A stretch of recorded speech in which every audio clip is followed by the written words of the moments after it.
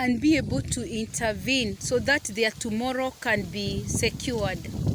Yeah, they are telling me, Margaret is telling me, even where she has built her house, somebody offered to give her a small piece of a small piece. I cannot call it a land because it's just a small space where it will be able to fit only a small house like this one. You see this one, where she has been given a place to construct her house, it will be enough for one small house. And you see, Margaret has children. She told us she has 4 boys and 3 girls. So I don't know. And you see, while she was living here, they had like how many houses? They had the bigger house. I'm trying to count. They had the kitchen. Those are 2 houses. And then when that one started, the roof was leaking. So she decided to build another house. It is at my background. Yes, I'm trying to zoom in there. So plus the other one for the son, for Paul. So she would need an enough space to build like 4 houses or 4 rooms, because the children are old enough.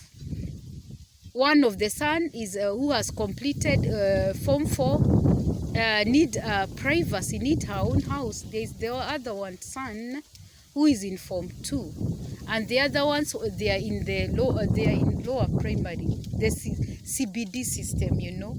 So they would need a big house. For Agnes Samuel, she had like how many houses? She had the bigger house. I'm trying to zoom into where this is the place the house was. It has been demolished. She was having the main house with the 2-roomed house. She also had one for the daughter, a room this side, a 2-roomed for the daughter there, and also they had the kitchen and some chicken. I've seen 2 chicken here. So they would need enough space to construct enough houses for their families.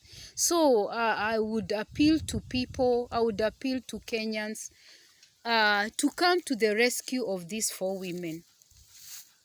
We don't know what tomorrow holds for them, but tomorrow is in God's hands.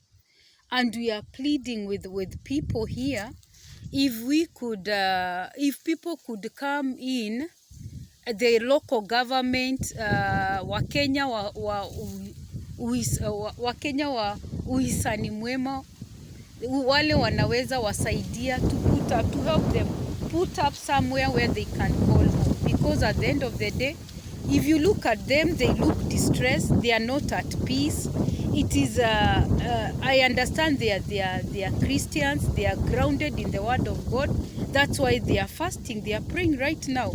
Who knows whether they are fasting to get a parcel of land where they can build their own homes. Who knows whether they are fasting for God to intervene in this situation and touch this developer, private developer. The owner was an Indian, and he had sold this parcel of land to an Arabic man. Who knows whether the Arabic man can be touched by that mighty hand of God and allow them to come back, live here for some more years, so that they can be able to plan ahead for the future. These are women who don't have. They don't have land. If you don't have land, land is everything. When you don't have land, you think of renting a room. You think of renting homes. You think, before you think about food, school uniform. Before you think about the school fees, you'll be thinking of somewhere where you can be able to call home. So for me, this is I'm urging my people, even our swab office. This is something we should come deliberate and see how we can be able to interview these women, for Kenyans to hear their stories, so that at some point they can be assisted.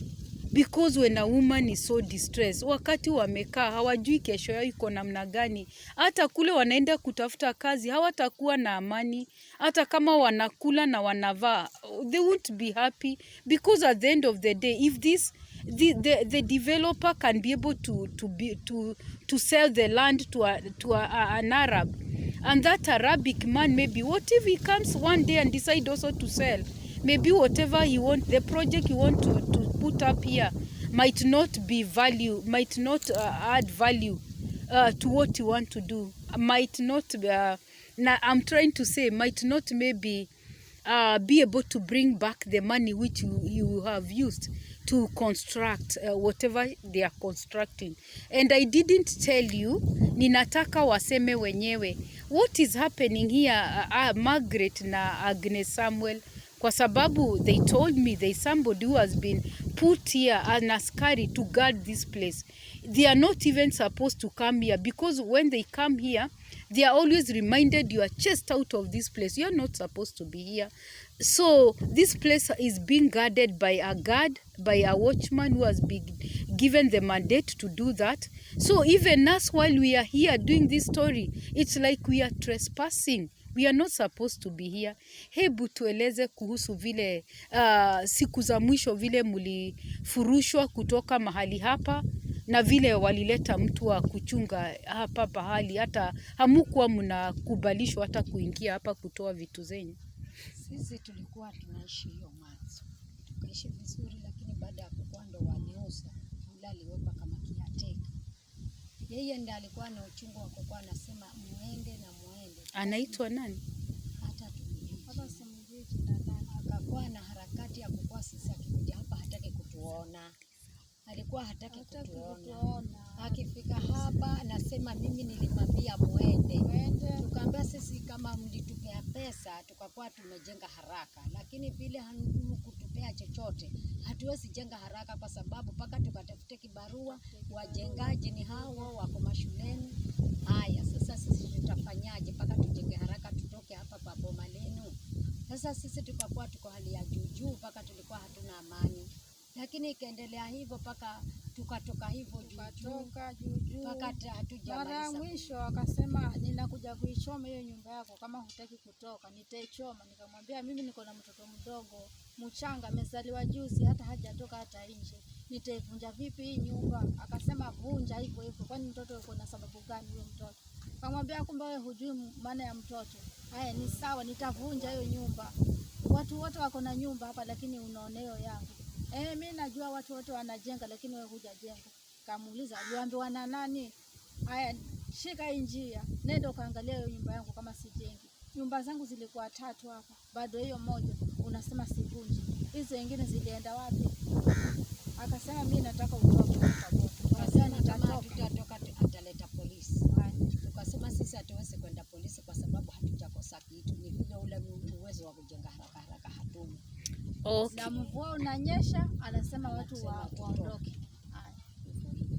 So what they are telling, Margaret and Agnes are telling me, immediately the Indian man sold this land to an Arabic man. So the land was exchanged. So when the Arab came, took over, he gave them, he served them with a notice to move out of this place, and he employed a caretaker who is looking after this land, and he has been threatening them to move out of this place, telling them he's going to burn this, the remaining houses which are here. As you can be able to see that, like where they are standing, this is somebody's house, and their property is still inside, and these are the houses that is going to burn this place so that they can move. And Agnes was telling them she delivered just the other day, has a very small she has a baby who is mtoto wako kona umri gani Huyo mchanga kona mwezi mmoja sasa.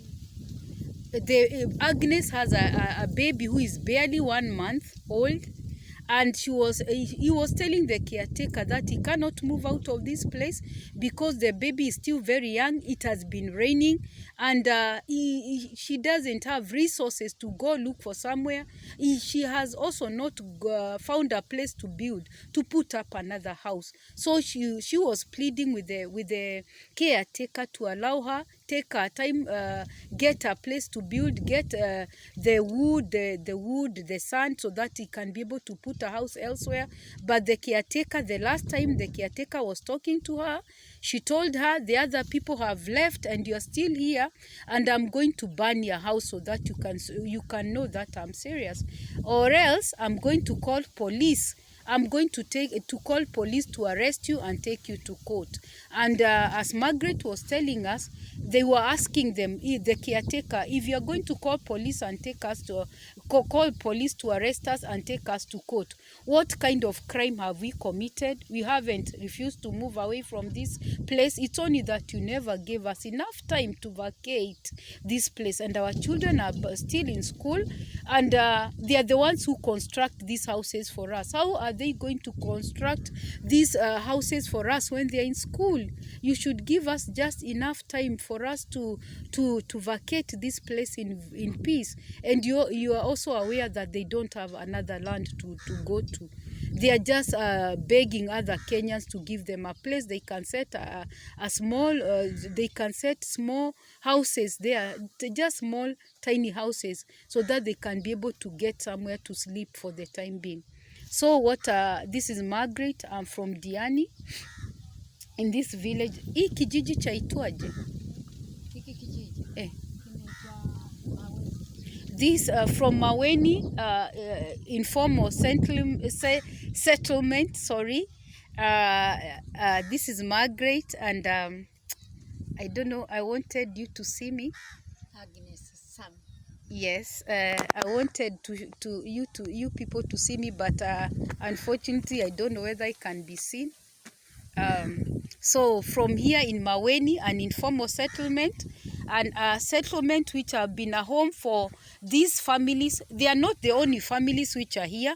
We also have from this other side, there are also homes where I wasn't able to go to the other homesteads, but perhaps I can zoom. I'll try and zoom to show you. From here, I just want to wish you well and to pray. It is my earnest prayer that God is going to come through for these women, that God is going to hear the cry of their hearts. Can you imagine a woman who has just delivered a baby, a month-old baby, and she doesn't have anywhere to call home? The supposedly husbands are not there. They are not assisting them. Somebody was constructing a house here, but I think they also have to move away. He has containers for fetching water from the roof. They use the makutis, the coconut trees to roof their homes. So it's unfortunately they are going to move from this place. They are going to vacate this place. So these are some of the houses. You can see the condition of these houses, and you can be able to know what kind of lifestyle that people are living. They are poor. This is what we can term as poverty. This is the description of poverty. Not every Kenyan is rich. Not every Kenyan is able to afford the high cost of living. Not every Kenyan has a place they can call home. Not every Kenyan has a parcel of land. Land here, not a lot of people don't have land here in Kenya.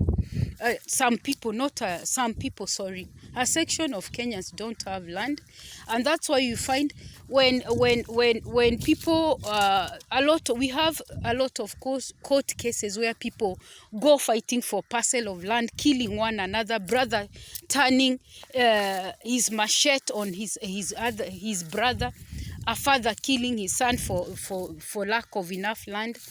Land for me is a very important resources which have been denied so many Kenyans. So this is a plight of Agnes Samuel and Margaret. together with the other women whom we'll be able to meet this evening. And I'm pleading that there will come a time when they can be able to be assisted. There will come a time when they can be able to be helped, assisted, so that they can be able to have a permanent place where they can call home. And from us here in Diani, this is Margaret Mwangi reporting from here. This is a very sad story. A lot of stories I'm hearing from this place. They are so sad. I'm getting overwhelmed, but the grace of God is sufficient. I wish you well. Good evening. They are going to show us where they normally make the ballast from, and we are going to see how they do it as we wind up this interview. God bless you and bye-bye.